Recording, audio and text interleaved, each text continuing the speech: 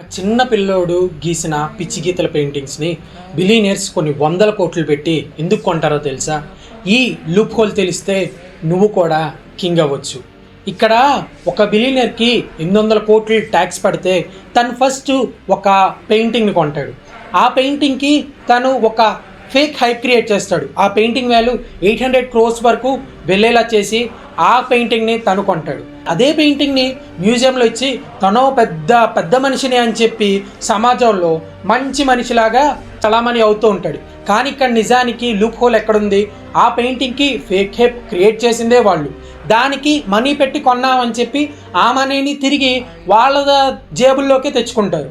ఇక్కడ ఆ పెయింటింగ్కి fake hype create చేసి లేని హైపింగ్ క్రియేట్ చేసి మనీకి పుట్టించి వాళ్ళు అదే మనీని ఇచ్చారని చెప్పి జనాల్ని మోసం చేస్తారు. వీడు డొనేట్ చేశాడు కదా అని చెప్పి అదే గవర్నమెంట్ అదే 800 crores వాళ్ళకి ఆ ట్యాక్స్ ఫ్రీగా ఇచ్చేస్తుంది. ఇక్కడ వాడి డబ్బులు వాడికి సేఫ్ అయినాయి, అలాగే సమాజంలో మంచి పేరు కూడా వచ్చింది. నువ్వు ఎప్పుడైనా సరే కింగ్ అవ్వాలనుకుంటే ముందు గేమ్ ఎలా వర్క్ అవుతుంది అనేది తెలుసుకో. అప్పుడే మనం ఏ గేమ్లో అయినా కింగ్ అవుతాం.